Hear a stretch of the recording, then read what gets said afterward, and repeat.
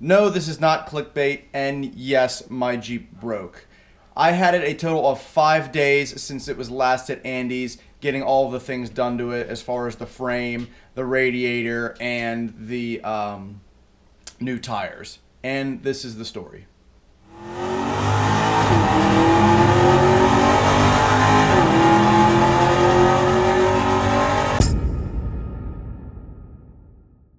So basically, the story goes, I was on my way to Andy's. I was actually getting a part installed on the Jeep that we did not get to do last time I was there. And I was coming to a stoplight, probably going like 25 miles an hour, and the Jeep literally just shut off. It was almost like I just turned the key off completely. RPMs dropped to 0, and it actually started kind of shaking really weird, almost like I was out of gas or something, like I was running out of gas. Shut off. Of course, I was like, what the heck just happened? I pulled over to the side of the road, turned it off, put it in park, and then basically started it back up again, and it started right up. Everything seemed fine. All my gauges read okay. I was very confused. I was like, what the heck happened? Did it just like stall out for some reason? Like, I know the carburetor has some issues. It's leaking a little bit of fuel, just a little bit, not a lot. So I was wondering if that was the issue. Either way, I pulled into a parking lot, talked to Andy, and then I headed his way. And once I headed his way, I got on the highway. I was fine. I was doing about 65 miles an hour. And a couple minutes after that, shut off, doing 65 on the highway. Just dead. This time was completely off. It didn't shake, nothing, like I said, just like turning the key. Boom, off. So I obviously coasted off the highway and did the same thing. Put it in park, shut the Jeep off, put my four-ways on. I was going to pop the hood, and I was like, you know what, this is kind of sketchy. So I managed to make it to the next exit and pulled off into a gas station.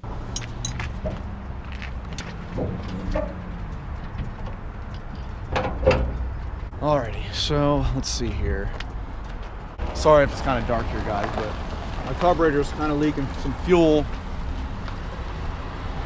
But it doesn't seem to be leaking that bad. Like, it's a little wet around the one part of the seal, but it's not like spewing out. Let's see if we see anything else here. Any burnt wires anywhere? Andy was saying about any of that. I don't really see. I mean, this wire looks like complete dog shit anyway, so we all know that needs redone. I don't see anything out of the norm right now. So I'm gonna give Andy a call here and see what he says. Yo, I'm at a gas station off the side of the highway now. I don't see anything terribly bad, or what the hell. No, I don't really see anything bad. Well, yeah, there's leaking fuel out of the carburetor, but it's not gushing out. It's just kind of shiny, you know what I mean? Like it's always looked. It's, you know, it was leaking like it was. I don't see anything weird. Like, I don't know, man. You know, I don't know a lot about carburetors or how to adjust them. So like, it could look fucked up. Like, I don't know if what I'm looking at is right, you know what I mean? But yeah, I'm sitting here at a Valero gas station. I don't know what you want to do, but I'm trying to think what I can do even if I come up there. You know, what can I do? You know what I mean? Like, I don't know. Maybe you can look at it and be like, oh wait, this looks a little fishy. You know what I mean?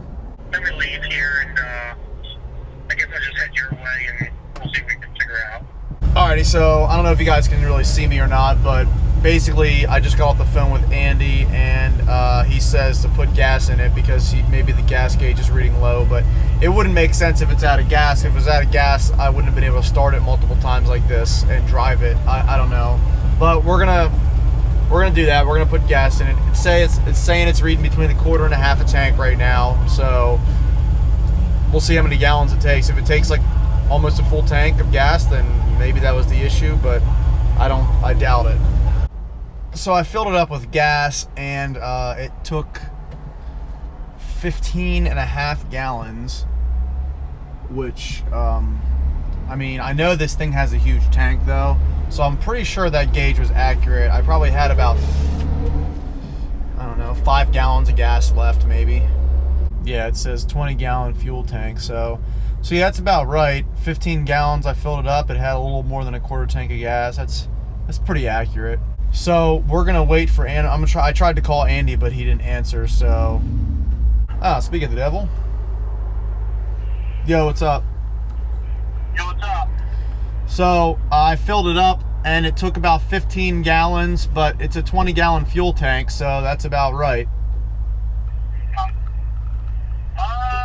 Try driving.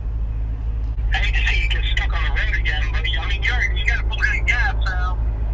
Yeah, but it's not that. It's if it turns off at the wrong time, dude, I'll fucking run into somebody. You know what I mean? I'm not trying to have it turn off at like 65 miles an hour again. Yeah, fuck. Alright, I guess just stay where you are and I'll be up. Are you, were you on your way or did you not leave yet? I'm still at the shop, dude. Alright.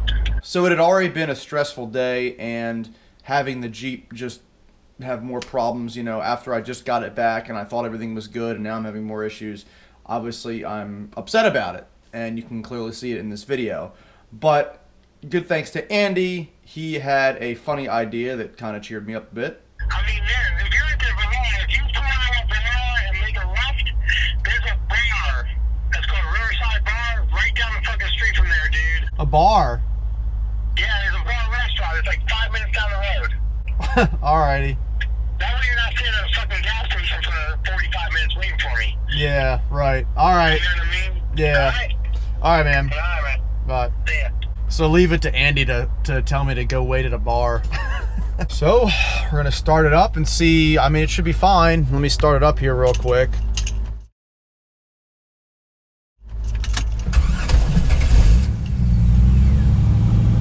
Yeah, everything started up all right.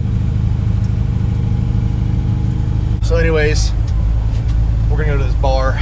And 5 minutes later. Alright, so I couldn't find this goddamn bar that Andy's talking about. I have no idea where it is. There's nothing even called this. Oh, now he's calling me. So I'm pulling into this Sheets right now. Let's see what he has to say.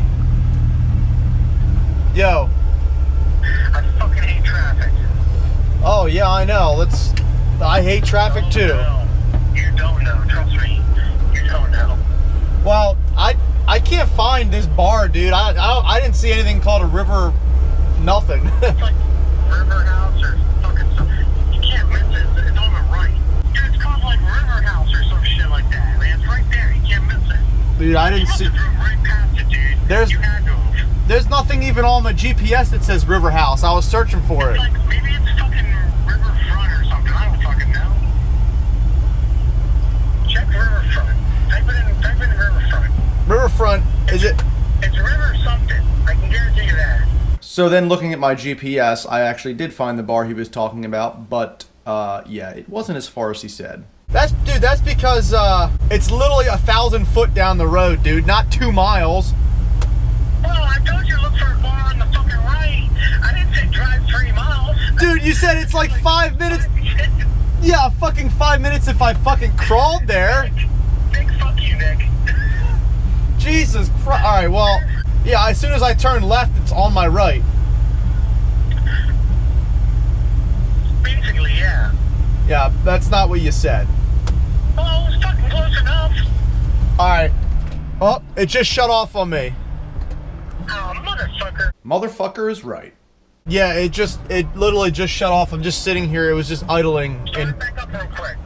Just start it back up real quick. Yeah, it started up fine. What the fuck is going on with this fucking thing, dude? Listen, next time you buy a vehicle, please consult your fucking mechanic. It's probably a carburetor issue, dude. Probably got something going on with the fucking carburetor. Probably. It's fucking like fucked up or something. Probably. What do you want me to do? You want me to go to this bar, or do you want me to stay here at Sheets? I mean, it's up to you. I mean, I don't know. The thing is, like, I'm on my way now, but I don't know how much I can really do for you. I mean, I can tell you, yeah, it's fucked up, or no, it's not fucked up. You know what I mean? Yeah. I guess I'm just gonna meander my way home. You sure? I don't know what else to do, man. Alright. Yeah, I'll call you or text you when I get home. Alright, yeah, just let me know you got home safe and sound and all that fun shit. Alright, man. Alright, buddy? Alright, later. So I made it home that night without the Jeep shutting off of me, which was good. And the next day, Andy came over to my house, and we pretty much tried to diagnose this issue. The carburetor doesn't seem to be the issue. What is the issue, or what we think the issue is the fact that it's not getting spark. Because what happened was, I drove the Jeep, when he got to my house, I drove the Jeep over to my parents' house because they have a bigger garage that I can put the Jeep in. And my dad has a bunch of tools that we were using too, so Andy didn't have to bring all his stuff. But basically, we got it into my dad's garage, and I couldn't shut the Jeep off. I literally turned the key, pulled it out, and the Jeep is still running. So Andy pulled the coil. Obviously, Jeep shuts off. And basically, we're like, what in the hell now? First, it shuts off on you, and now you can't shut it off. What is wrong with this Jeep? We were like, okay, is it a wiring issue? So we checked the MSD ignition box that was on there, and it's a 6AL ignition box. I'm sure you guys know what that is. But that didn't seem to be the issue. We did multiple tests on it, and it was getting spark, but the other cables that go to the spark plugs were not getting spark. So we pretty much think that it's the distributor that needs replaced. Now, the air filter on the carburetor is very bad. That needs replaced as well, but I don't think that's why it was stalling the Jeep out. I mean, now we can't start the Jeep because once we got it shut off, I forgot to add actually, we couldn't start it back up again. So we're like, what the hell's going on? So like I said, we think it's a spark issue and we think it's a distributor issue. So I have a new distributor on order currently, and once I get that, I'm gonna put it in. And I'll do a video on that for you guys too, and hopefully that solves the problem. Like I said, I already know the wiring in this Jeep is complete dog shit, and you guys have been telling me try Painless Wiring. The company, I think it's called Painless whatever, Painless Auto Part. I don't know what it's called. Either way, I looked it up, and it's almost $900 for a wiring harness for this Jeep. So not gonna buy that because, to me, paying almost $1,000, putting all this money, I'm going to be putting way more money into it than I spent on the thing. So I don't want to do that. I just want to fix these issues so it just can drive and work correctly. Because, you know, I know I bought it as a winter project and I bought it as kind of a beater, but I also bought it and it was working. So not all these problems happening in only a few months, it sucks. You know what I mean? Like. And I really want to get the Jeep fixed mechanically so I can have some fun with it, you know, so I can go off-roading on it with it, and so I can like drive it and do cool stuff. You guys suggest doing all this other things, and I do take that into consideration. But you know, unfortunately, when you got a Jeep that just keeps doing stupid ass shit, it's very annoying and it's very stressful. And hopefully we can get this issue fixed. If you guys have any other maybe ideas of what it may be, comment below, let me know what you think. But I think this does seem to be the issue, and I'm really hoping it will fix it. If I find maybe a wiring harness at the junkyard, like I was saying in a previous video, then I'll definitely put that in. But I can't seem to find one for this Jeep because you know these Jeeps are rare. A lot of people do part them out, but it's still kind of hard to find parts.